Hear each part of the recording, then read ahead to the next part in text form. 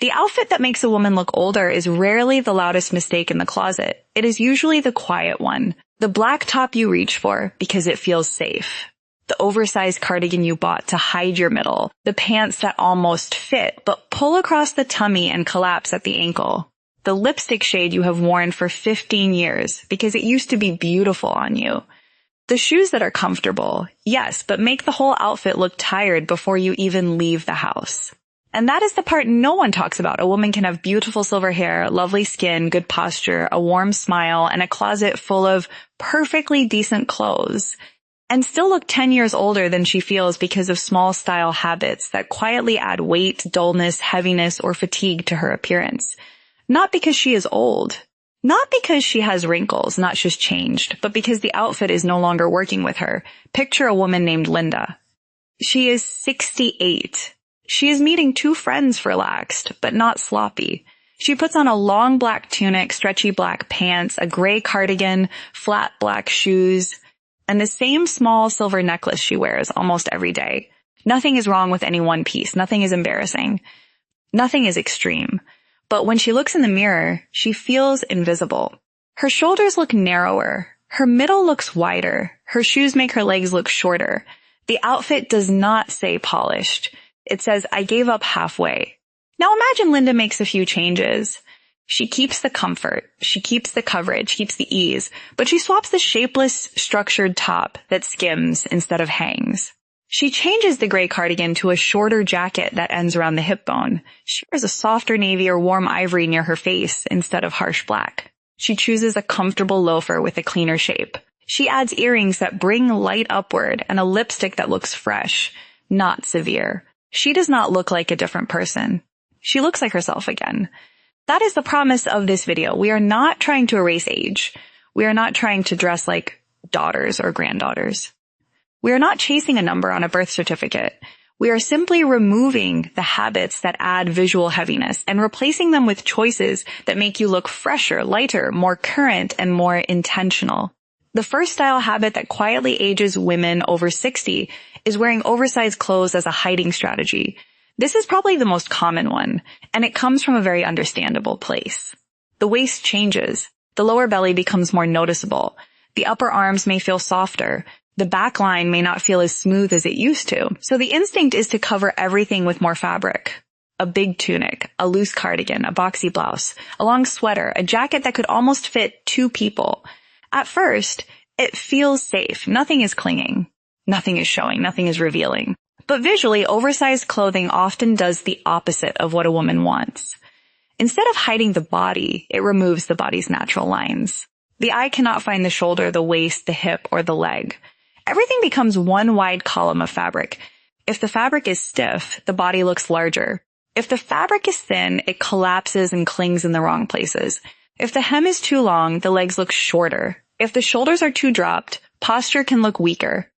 And if the whole outfit is oversized from top to bottom, the woman disappears inside the clothes. The better alternative is not tight clothing. That is the misunderstanding. The opposite of oversized is not clingy. The opposite of oversized is shaped. A shaped garment gives the eye a path. It shows where the shoulder begins. It suggests the waist without squeezing it. It lets fabric fall cleanly instead of floating around the body. A softly tailored blouse, a knit top with a little structure, a wrap-style top, a jacket with a defined shoulder, or a dress that skims the body can be much more flattering than a huge top meant to hide everything. If you have a fuller waist or a lower belly, look for pieces that float gently over the middle but still fit at the shoulder and upper chest. A top that fits well at the shoulder and bust but releases slightly at the waist often looks far more polished than a tunic that is wide everywhere. If you are petite, be especially careful with long oversized layers because they can swallow your height. If you are plus size, structure matters even more because a clean line can look graceful and expensive while excess fabric can look heavy. A small change with a big difference is this. Before buying a loose top, check the shoulder seam. If the shoulder is falling too far down your arm, the whole upper body can look tired. A proper shoulder line can make the same body look lifted before you change anything else. The second habit is keeping outdated proportions because they still feel familiar. This is not about blaming women for loving what once worked. We all do it. There was a time when long tunics over narrow pants felt like the answer to everything. There was a time when capri pants, boxy cardigans, waterfall sweaters, long necklaces, and ballet flats seemed to solve every outfit problem.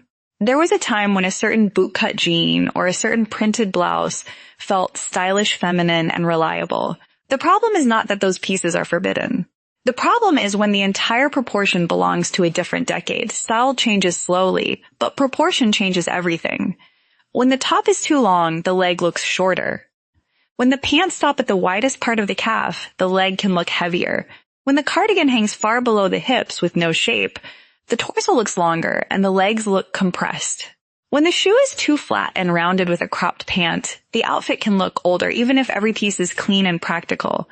A mature woman does not need to follow every trend, but she does need to update her proportions now and then. Otherwise, the outfit starts to look frozen in time. One of the easiest updates is to shorten the top layer. Instead of a cardigan that ends mid-thigh, try one that ends around the high hip or just below the hip bone. That little change often makes the legs look longer.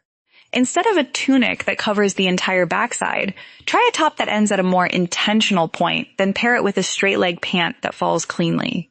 Instead of capris that cut the calf, try ankle pants that reveal the narrowest part of the shoe, or a full-length pant that gently breaks over the top of the foot. The eye is very simple. It follows lines.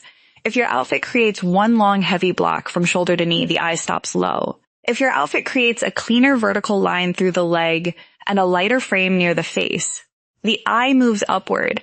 For church, lunch, travel, or everyday errands, this matters more than people realize. You can be wearing comfortable clothes and still have modern proportions.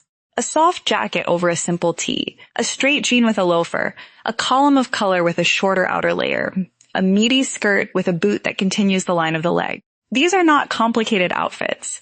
They simply look more current. The third habit is relying on black because it feels slimming. Even when it is draining the face, black can be beautiful. Black can be chic. Black can be useful. But black is not automatically flattering on every woman at every age, especially when it is worn close to the face in a flat, heavy fabric. As skin matures, contrast can change. Hair may become silver, white, salt and pepper, softer brown, or warmer blonde.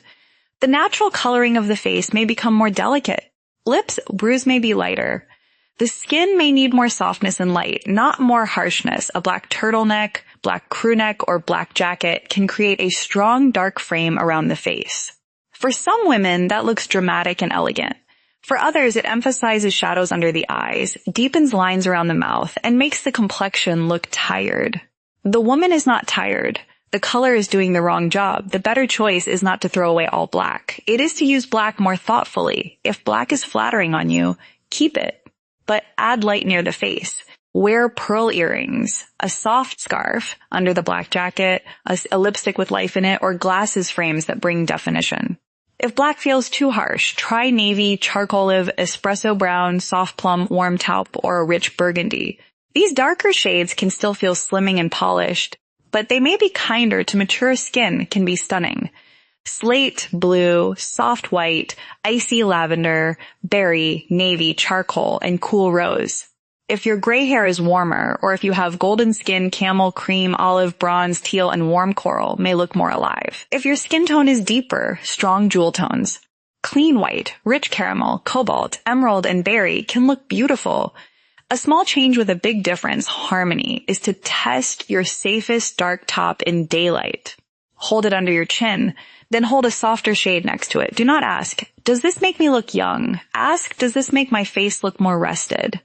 If the softer color brings your eyes forward and reduces shadows, you have your answer. The fourth habit is wearing busy prints that fight the face and blur the body line.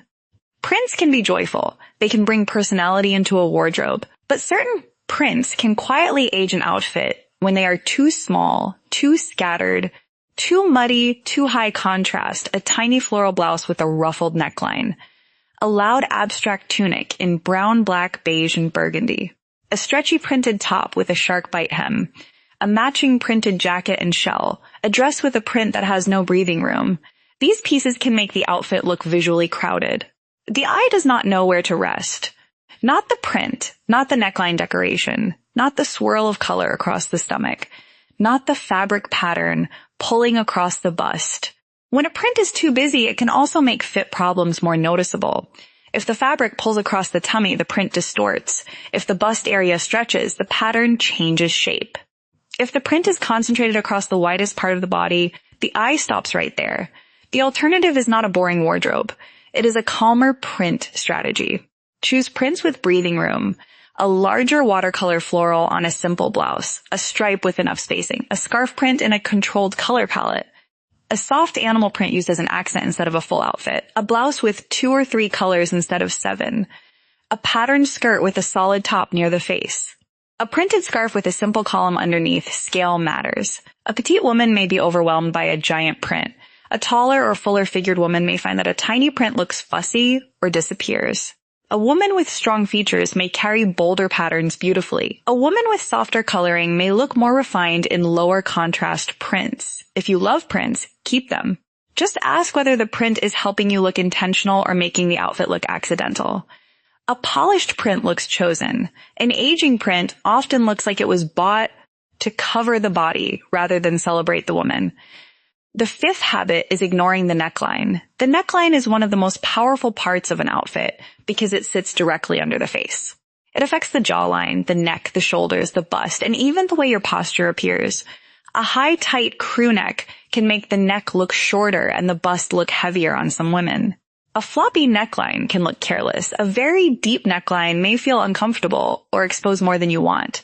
A turtleneck can look chic on one woman and suffocating on another. A blouse collar that is too stiff can make the face look severe. A neckline with too much decoration can compete with glasses, earrings, hair, and facial features. This is why 2 women can wear the same top and get completely different results if you have a shorter neck, fuller bust, or softer jawline. A V-neck, open collar, scoop neck, square neck, or soft boat neck may create more breathing room. It gives the eye a vertical opening. It lets the neck appear longer. It frames jewelry more gracefully. It can make the face look more open. If you have narrow shoulders or a boat neck, soft crew neck, or collared shirt worn slightly open, may add structure and balance. If you prefer modesty, you do not need a low neckline. You need an open neckline. There is a difference. This is especially important with gray hair and glasses. The face may already have strong visual elements. Silver hair, frames, earrings, lipstick. If the neckline is too high, too dark and heavy, everything feels crowded. A little space around the collarbone can soften the whole impression. One of the simplest transformations is to take a button-up shirt and open one more button, then add a modest camisole underneath if needed. Suddenly the face has more light. The neck looks less compressed. The outfit looks more relaxed and modern. The 6th habit is wearing shoes that are only practical, without considering the line of the outfit. Comfort is not optional. If you have wide feet, bunions, arthritis, balance concerns, foot pain, or any medical issue, you should never choose a shoe just because it looks pretty. Proper footwear matters for comfort, safety, and confidence. If you have pain, numbness, sudden changes, or balance concerns, it is worth speaking with a qualified foot care professional.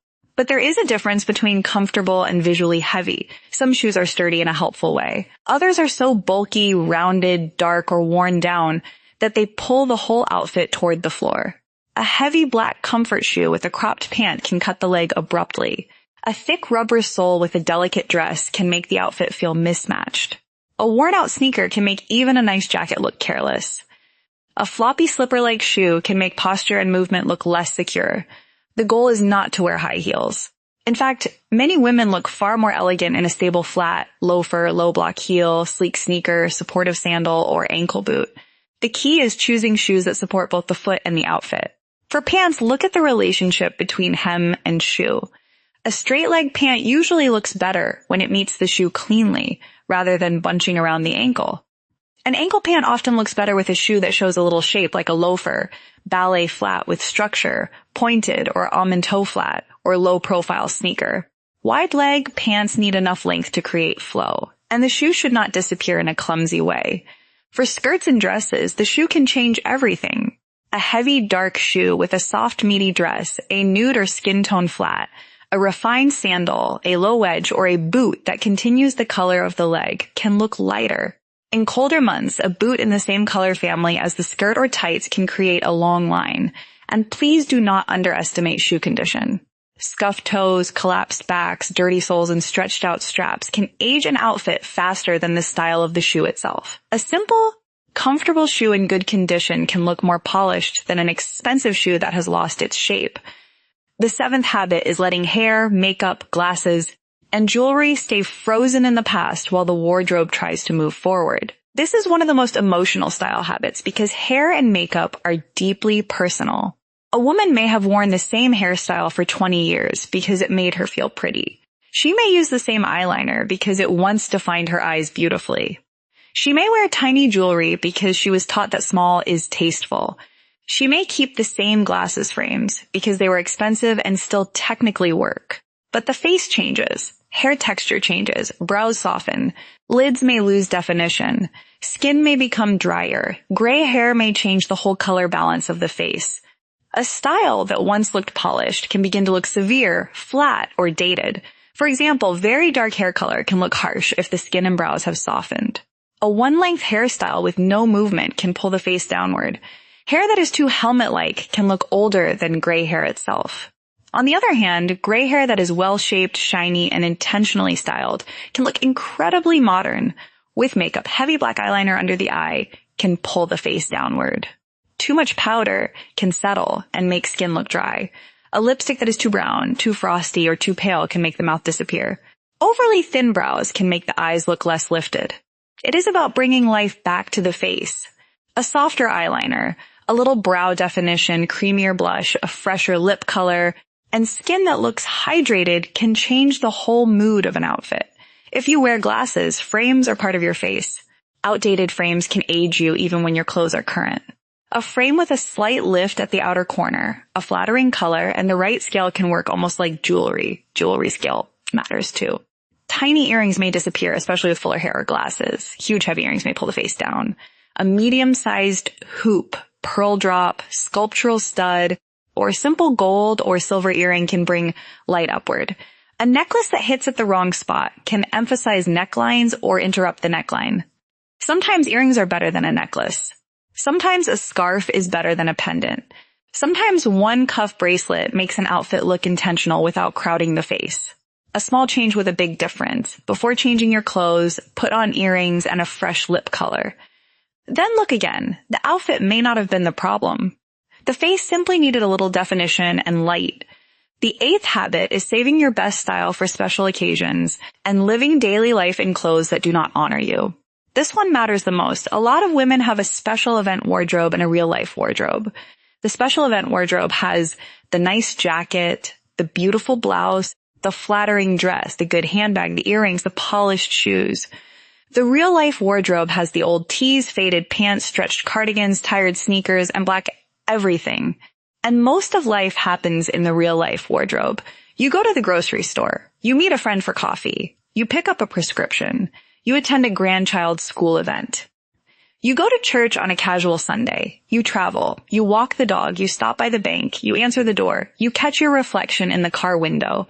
These moments count. Not because you must be dressed up every hour of the day, but because what you wear changes how you carry yourself. A stretched out top can make you slump. A nice casual jacket can make you stand taller.